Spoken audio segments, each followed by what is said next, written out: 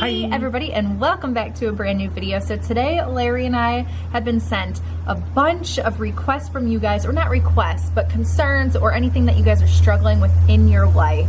And we are going to try and help you guys through those issues. I had posted on Instagram, send, your issues, and keyword is try. Yeah, the keyword is try. So we're going to try and help. Remember, we are not physicians. We are not doctors. Legally, we're not we're not giving you advice like that. Yeah, we don't play one on TV either. Precisely. So we're going to do our best to help you guys out. We're filming outside today. It's a gorgeous day, and look who's with us. We've been joined by Lexi Kitty. Yeah, I've placed the chairs perfectly so that she can see. So if you guys are new to the channel, my name is Mindy. This is Larry. Hi. We're husband and wife. And yeah, let's get started. Also, really quickly, I have to throw a funny in here. When I asked you guys to send in any concerns or issues that you might be having and want advice with, I got lots of advice tips on cooking. You guys giving me advice, and that advice was, put the mixer in the bowl before you turn it on, which is so true. Very good advice. Thank you for sharing that, because that's twice now. Also, if it's windy, I apologize about that. How do you always keep a positive mind and attitude? You're always so happy. Love you. We love you too. So Larry? I think she's always happy because I'm around quite a bit. He is my happiness. I think it just goes with life experience. Mm-hmm. And the fact that I'm retired and that daily responsibility has been lifted, and it's just, it's probably not much advice to somebody that's in their 20s or 30s that still has a while to go before they can get that way, but it'll go quick, trust me. And I did want to just say that although everything seems like positive 100% of the time, I just want to let you guys know it's not. Like, I'm a very positive person in general. I try to be happy. I try to look at the positive side of things, but I do have my days, trust me. Like, literally a week ago, I was having an emotional meltdown. It had to do with my hormones. It was that time, and every little thing was upsetting me, things that don't normally upset me. And I started laughing, but it wasn't laughing. I was actually crying, and it was a mixture of hysterical laughing and crying, and it was just really bad. I usually don't film moments like that because, I couldn't even talk to anybody. I was so upset, and it was just out of control. But just know that it's okay to have those days. It's okay to not be 100% positive and excited and happy all the time. But in general, I would say I'm a high energy person, I think is what it is. Very sarcastic, very like on the go. And remember, when your spouse, significant other, someone you're close to has one of those days, sometimes, a lot of times, it won't be anything in the world that has to do with you. It's just an accumulation of things that hit all at the same time, right at that time of the month, and find out what they want. Do they want you to try and help them? Do they want you to just go in the other room and occupy yourself for a while, knowing that it's nothing that you did, and give them the space that they want? Yeah, that's the perfect way to do it, and that's exactly what Larry did. He said, what can I do for you? And he's like, do you want to call your friend Hillary? Because it was Hillary and I, one of my best friends, we have phone chats every Monday, and it was on a Monday. And I was like, I can't talk to anybody. And I was like hyperventilating, and I couldn't even, it was just bad. So just know that it's okay to have those days. We all have them. Don't be fooled by the internet.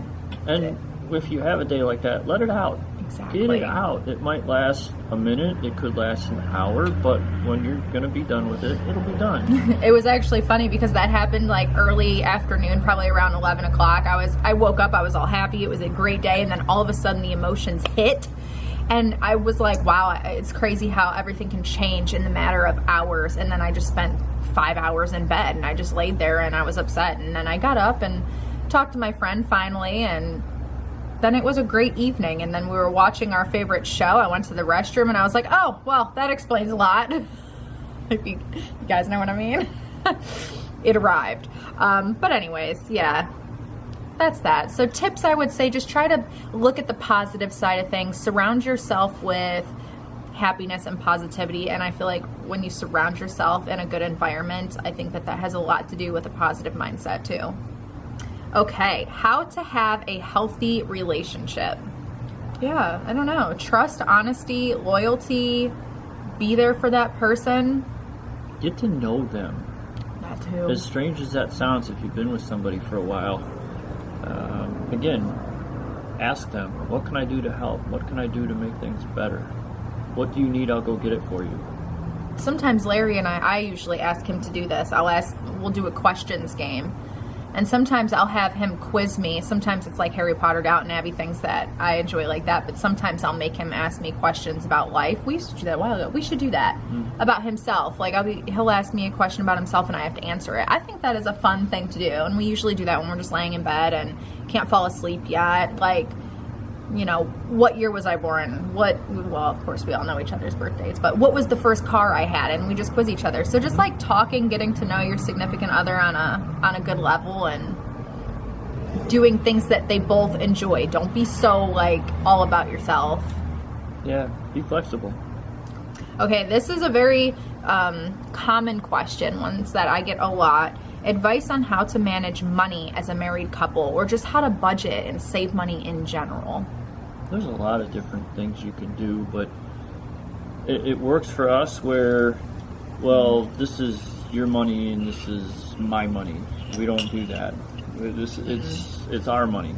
Yeah. We have a bank account, it's in our names, and whatever money we get that goes in the bank account, it's available for, number one, paying the bills.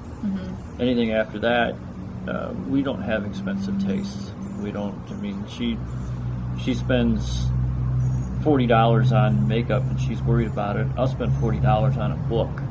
Yeah. And we don't splurge. We don't go out a lot. There's not a whole lot we do. Just sit down, figure out what your monthly income is, figure out what your monthly outgoing number is. 100%. Yeah. Agree with that. And if one of you is really good or the other one's not so good, or the other one's really interested in the budget and the other one goes, you know, just let me know if we're in trouble or something. Just sit down and do it together once or twice, just so you both kind of know what the numbers are. And if one wants to take over and do it, just handle it that way. Yeah. And then we have not done this yet, but one day, I mean, we just don't have the means to do it yet, or the finances to do it. But, you know, sitting down with a financial advisor one day and, like, you know, when you're planning for your future, a savings account. Sometimes I used to be really good at this, and I haven't anymore since we got married. I don't know why. We just haven't. But I used to put a certain amount of money in a savings account from each check. I think that that's a really good idea. But what Larry and I usually do is like he said, we get our bills paid, and then what we have extra kind of just sits in the account, or we spend it on little things, like he said, books and stuff. So that's what we do. You know, there's nothing specific, but there's other ways like bonds and all sorts of things. But if you guys really want to like invest in your finances, I would highly recommend speaking to somebody at the bank, like see what your options are. But yeah, we sit down beginning of each month, and we put down from the top to bottom on a little piece of paper. We know the house payment's due on the 1st. We know the car payment's due on the 2nd. We know the insurance for the house or for the car is going to be on the 1st. Health insurance is on the 1st. All happens at once, Yeah. man. It is rough. It's rough when that The happens. first week of the month, between the 1st and the 7th, between all the before mentioned, and then the cable and the phone bill and all that stuff, that all seems to come right about the 1st of the month. Yeah, just I say live within your means. Mm-hmm. My hubby wants to start a YouTube account. What advice can you give him? P.S. Love you guys. We love you too. So let me know in the comments below. I don't want to go too much into detail about YouTube, but let me know if you want me to film a full dedicated how to start a YouTube channel, how to video, and then I'll go through all that because that can take like 15 minutes in itself to explain. Which I wasn't going to do because I'm like, I'm not really the best person to do that. And I thought, well, maybe I am a good kind of person to do that because I didn't know what I was doing when I first started. It took me 12 hours to start my channel on that first day, to film, to edit, to get a channel up and going. 12 hours. So it might be good, like somebody like me that's not tech savvy, that's not extremely experienced. Like, you know that book, what's it called, for dummies? That's me. Like, I'm the dummy. I need to read like the simple... so I don't know, maybe I'd be a good person to do that, but just simple advice quickly. I say, the first thing, start a channel or think of an account. The hardest part for me was thinking of a name. And then just think about the content that you want to film. And even if you don't know what you want to do, like my channel has changed so much. Our channel has changed so much from when I started. It was unboxings and stuff, and now it's turned into vlogs. Like, that's my favorite thing to film. And then Larry has his own channel and his own experience, so we can both kind of like film that video together. But I just highly recommend being yourself, being authentic. Don't be and do what everybody else is doing. Because when I first started, I was doing unboxings, and the way I was even talking wasn't me. I was just like being what everybody else was. And you need to stand out from the crowd. Like, stand out. Don't be shy to let your goofiness come out either. No. And remember, She's so cute. you may already have everything you need to start your channel. It's not a huge startup fee. We started with a camera that I was using and lights that I used in the garage when I worked on the car. That was her lighting. Yep. We found out real quick that for the quality of what she wanted to put out, those things weren't going to work. So I think the first thing we got was some lights. Yeah, we got a ring light, just a basic ring light from Walmart. And a couple, 2 stands for the lights. I think one even came with the light, and then we bought a second one that was smaller, bigger, whatever it was. Found out the camera wasn't going to work. The camera, I think, cost around, was it $500? Yeah, $500. That was the biggest spending. You don't really need... If you have an iPhone, guys, you can film videos right off your iPhone. Yeah. That's all you need. And let me tell you, the best spot to film is in front of a window. Get that natural light. Unless the sun is like beating straight through, like the sun is setting or rising, that's not good. You want like overhead light, bright windows, open spaces. That is the best. So that's my advice. But I think I'm going to do like a full-on proper sit-down video and explain everything for you guys. But also, good luck with his channel. That's going to be fun. And Yes. yeah, just...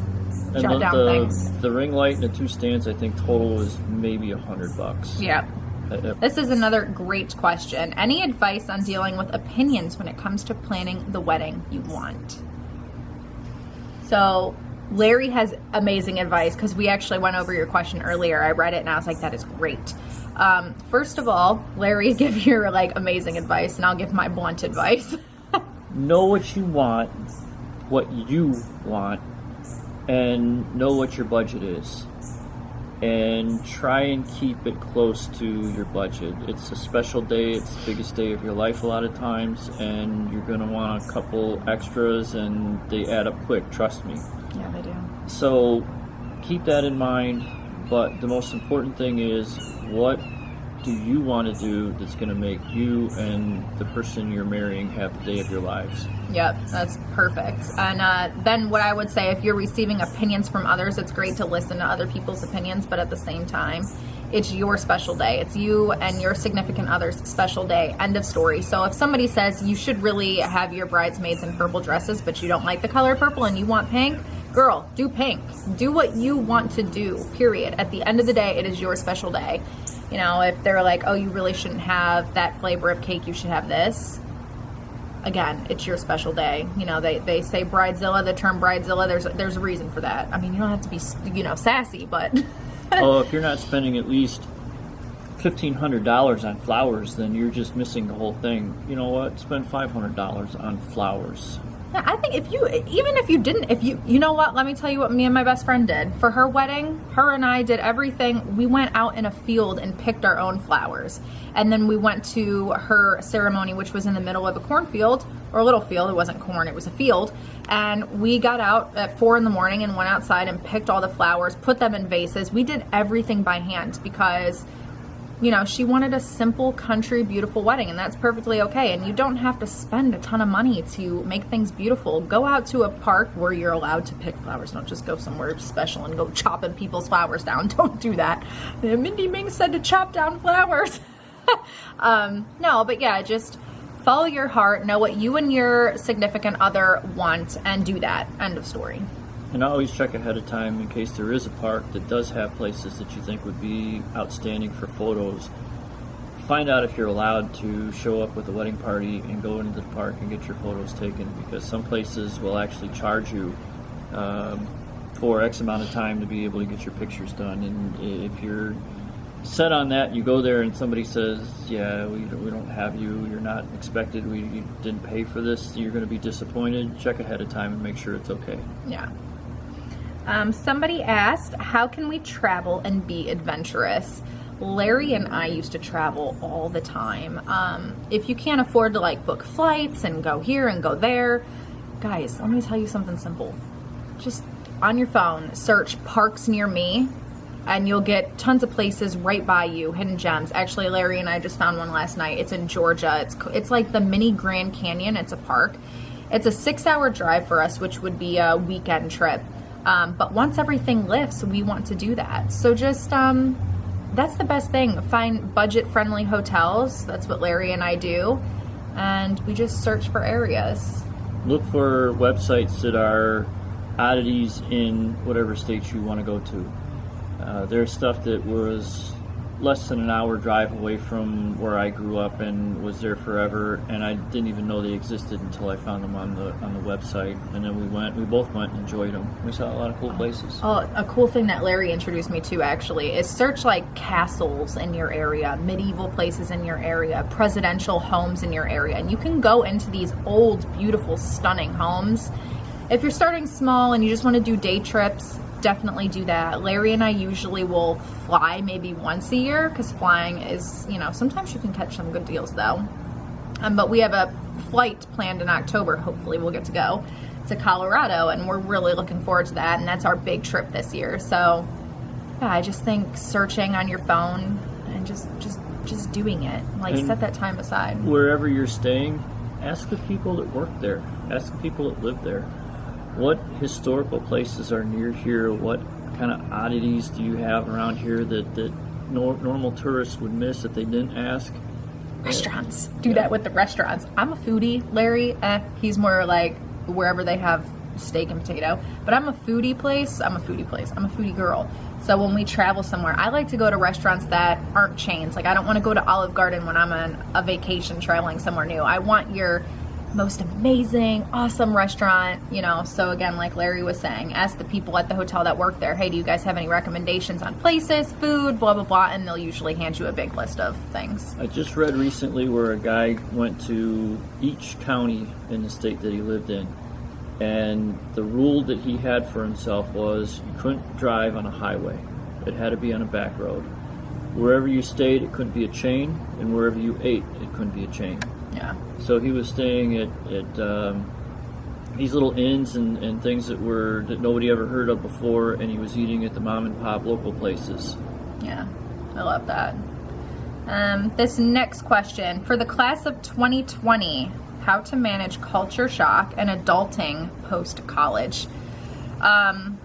So, first of all, congratulations to all of you who are graduating in 2020. What a strange year it has been for you guys, whether you're graduating high school or graduating college.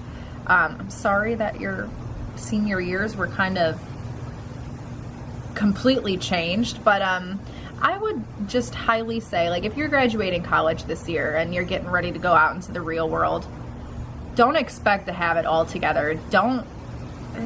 You're never going to get that time back. Let me tell you, I remember like yesterday when I was graduating high school and I was in my young 20s and hanging out with my friends, and I was just starting college, and that seems like yesterday for me, and that's gone. Just enjoy it. You do not have to have it all figured out, all planned out. If you are one of those people who know exactly what you're going to school for, amazing. Congratulations, that is great. Go for it. But for those of you who are panicking that you don't know what you're doing, that's okay. I'm 28 years old and I don't know what I'm doing. I was never the one that knew exactly what I wanted to do, it used to stress me out. When I was 24, I'm like, what am I gonna do with my life? Like, I would freak out. But anyways, yeah, I used to be one of those, but you don't have to have it figured out.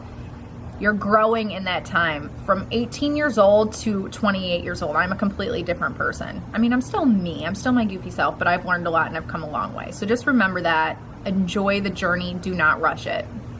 There's a country song which lyrics go, life's a dance, you learn as you go. 100%. And, yeah, and you guys kind of got ripped off because you can't do the big graduation ceremonies, you can't do the dinners, you can't do all that stuff.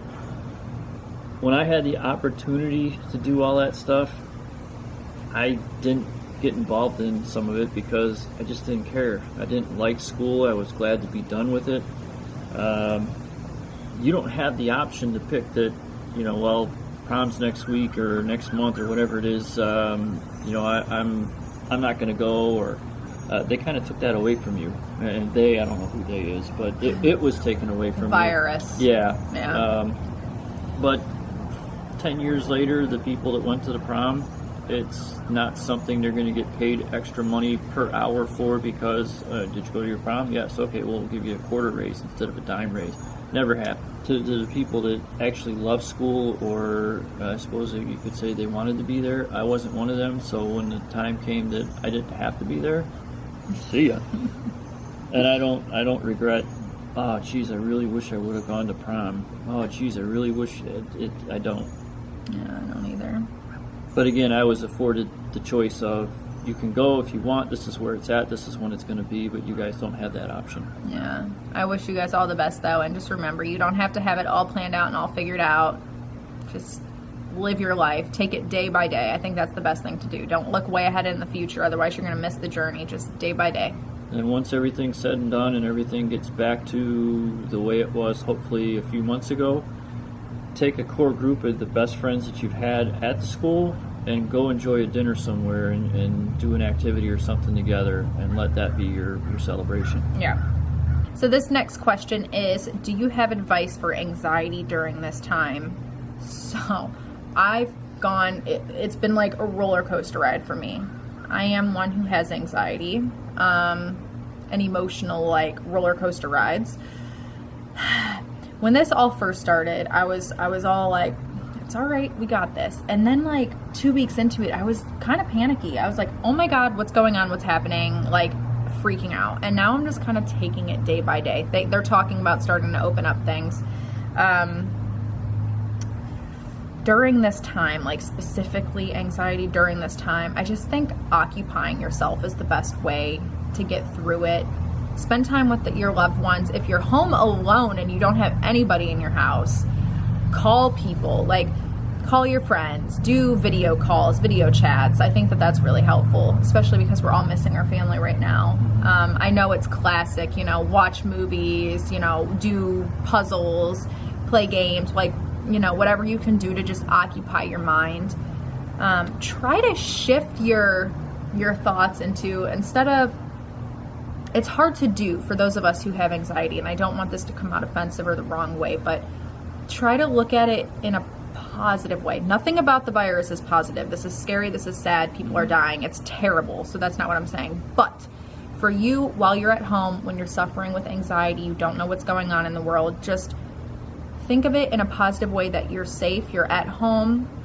You can take this time for yourself. You can take time to detox from the world. Take time to be at home. And just focus on your well-being, I think, is a mind shift. That's at least what helped me. Instead of freaking out and panicking, I tried to control my thoughts and change them. That's what helped me. I hope that makes sense. Maybe for those that have anxiety, that'll make sense for you. Mm-hmm. What do you think, babe? I just know that I'm home and I'm safe, and I have Mindy and Lexi, and that's what gets me through the days where it's like, oh, geez, is today going to be just like yesterday? Chances are it probably will be. Yeah, but yesterday wasn't that bad. Yeah, we're on a repeat cycle. We wake up, we eat, we film, we do this, we edit, we watch movies, we eat, dishes. It's a very, like, you guys know, it's the same thing over and over and over, but we're safe. So yeah, like Larry said, that's a great way to look at it. So I hope that helps you guys, and hopefully we'll be getting through this. They're talking about opening up things here, even though it's not to full capacity, but we'll see. We'll make it out of this. We will. And I'm even gonna probably stay in the same routine that we've been in after things open up, just to see what it's like once everybody starts coming back together. We're not gonna be one of those that are gonna rush back out into things. They talk about the second wave and all that stuff. You don't want to freak anybody out, but nobody knows. We don't know. If I've been safe this long and I can wait a little longer, because if you've made it this far, you're batting 1,000. And I've said this before. So yeah. Okay, this is a good question. Is it too risky to date someone who is older and is also your boss? Ooh. So, number one, is it risky to date somebody that's older? It depends on how much older. Obviously, Larry and I have an age gap, and there is huge, risks that go into that, like long-term risks and, current risks, like having a child together. So you just have to look at what you want. It's all a personal preference. Like, if you love him or you love her, that's great. Like, if it works for you guys, that's great. If they have no idea you like them and they're your boss, I could see where that's kind of like, My thing is, be honest. If you have feelings for somebody, tell them, because one day, one of you guys aren't going to be there, I just feel like don't miss out on those feelings. Like, it could be the best thing that ever happens to you. And a lot of things have to do with where you work too, because a lot of places will have provisions in place that you can't. If you're married to the boss, you can't be on the same shift, or you can't work with them, and that's going to completely alter your home life. Because, well, okay, if I can't work on his shift, I have to work on that shift, and that just doubles the time that you're going to be apart. Yeah, that's true too. It just really depends. It's going to vary on the person and the situation where you guys work. It just depends on everything. But I always say, like, if you, even if you want to tell somebody you're sorry, but you're angry when you don't want to, if you have the feelings or the thoughts to say something, just, say it, let it out. So don't miss the opportunity. That's at least what I think. And if there is some friction, that's got to go to work with you. Because now you're going to be work together if you can work together. I've dated people that I've worked with. I've never dated a boss, though. Yeah. But if it works, that's great. But you got to make sure that you can work together if you're husband, wife, or whatever the situation is. Yeah. And if it doesn't work, you're probably going to have to come up with another alternative for employment, because they're probably not going to fire themselves, and they're not going to want that friction or that awkwardness there, and you're going to be out of a job. Just think, is the feelings worth it? Is it just a fling, or is it, something that you feel deeply about? The next question is advice on going back to an ex-boyfriend. Just your opinion. All right. Okay. So here's where it is. I've done this in the past. I've done it before when I was younger, 19, 20, 21, 22, whatever, that lovely area, which was the part of the years that I seemed to struggle a little bit. But if you left your ex because of abusive reasons, whether that was mentally, physically, or they're just not good to you in general, they don't bring out the best in you, but you miss them because it's comfortable, don't go back to that. People say that they're going to change. I've made the mistake of going back into an abusive relationship because I think, they're sorry, they're going to change. They're not. If they do change, it's for the worse.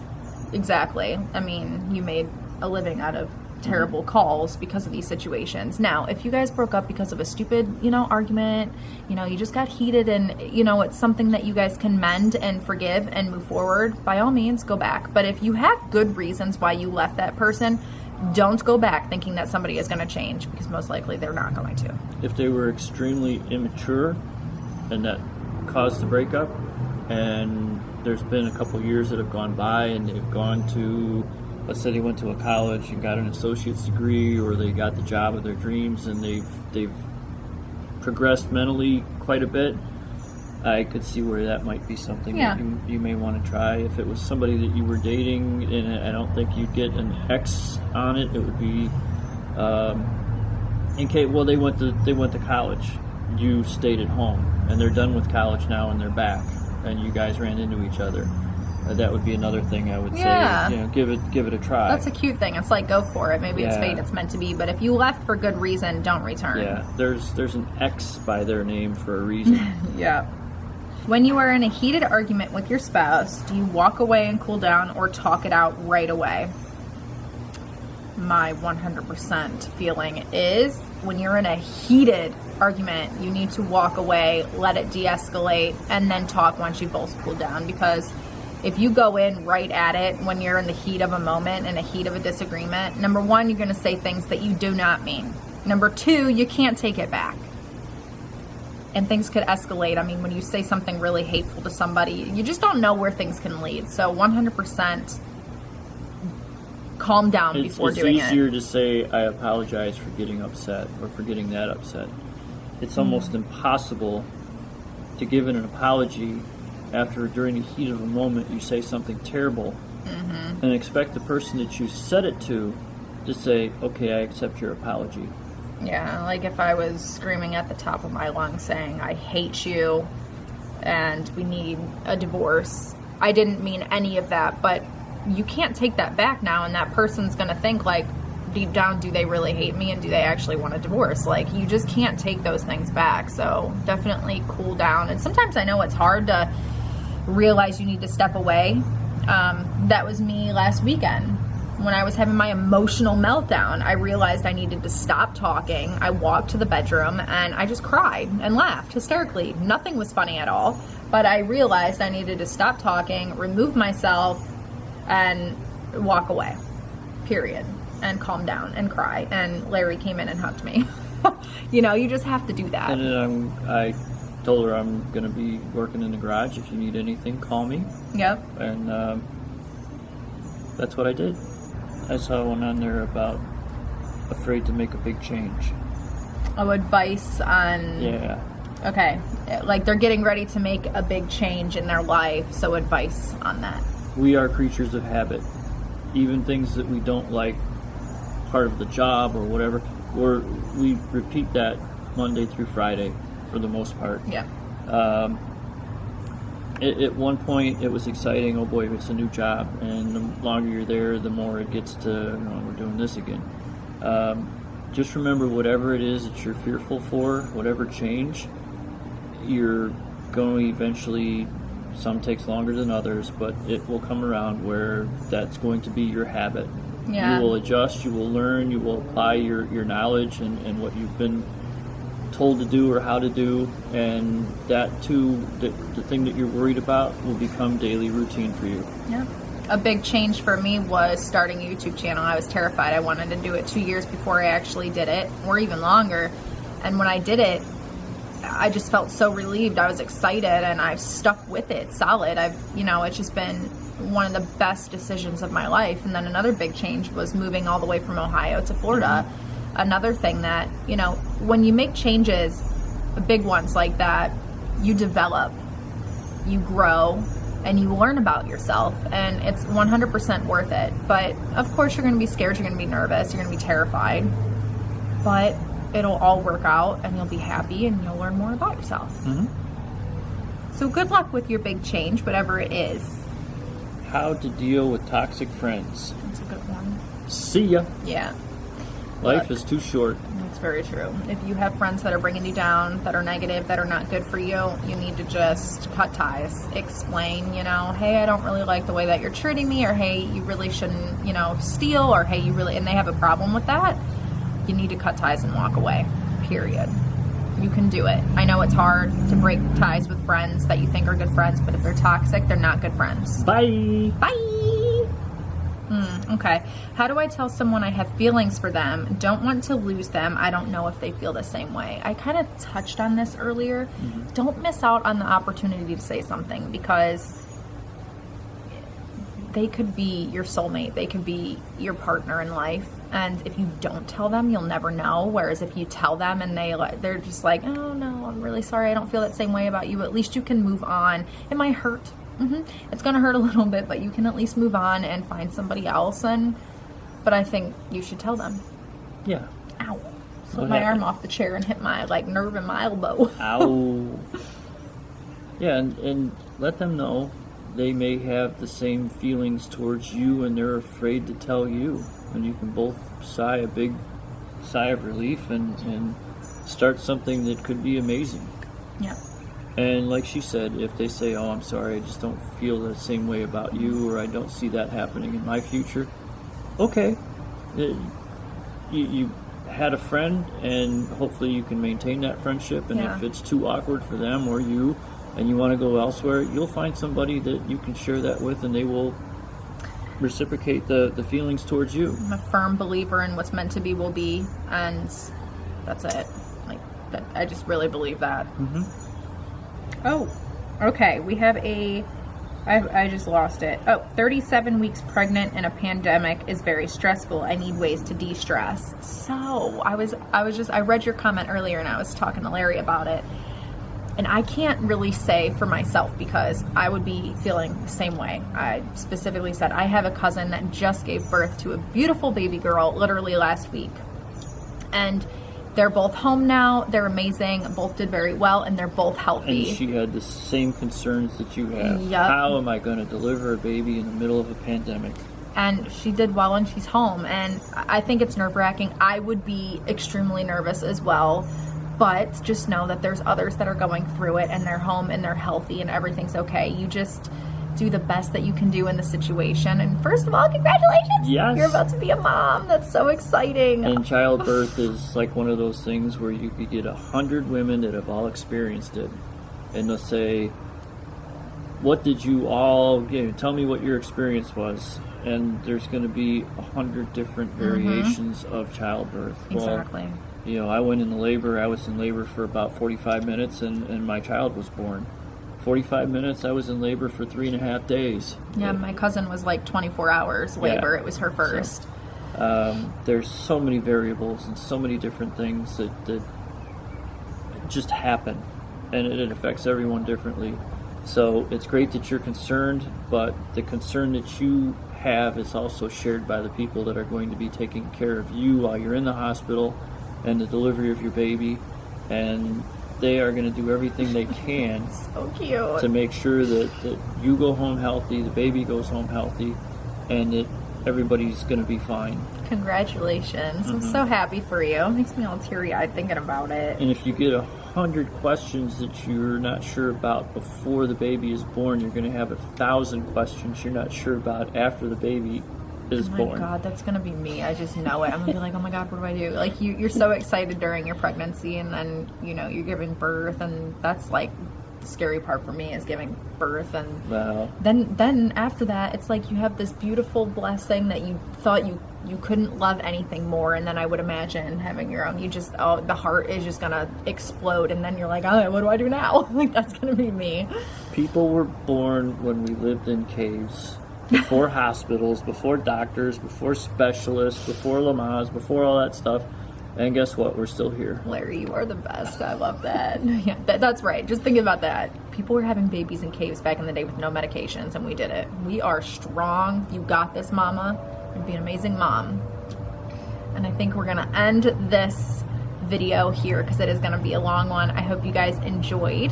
And if you guys want to have more chats like this, let me know. If you want more videos like this, we'll keep doing them. It'd be fun to have them like once a week and just do different topics. And remember, we're not experts. yeah, we are not experts. So if you're having an issue with something that you just can't shake it, you just can't feel better about it, talk to somebody.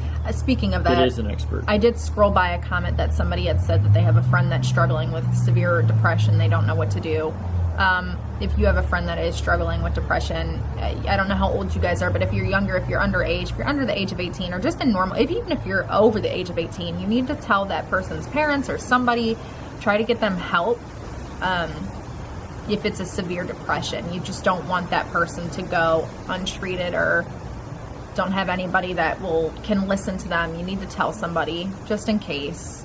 And if they're really close to you, maybe you can go somewhere and say it isn't me that's having these issues, but it's someone that I'm very close to, and I want to try and help them. I'm not sure if they're ready to help themselves yet. What can I do to kind of nudge them towards getting help, or what can I do to try and help them myself? Exactly. And mental health is an extremely important thing and not something to ever be ignored. And everybody goes through things differently, and just because that person sees their issues as a severe problem and you don't understand why they're seeing it that way, you still need to understand, like, try to be understanding of their feelings and just get them the help and just listen and be there for that person. Don't let that person feel alone. So anyways, okay, we love you guys. We hope you enjoyed this video. If you did, give it a thumbs up. Don't forget to subscribe, and we will see you guys again very soon. Bye.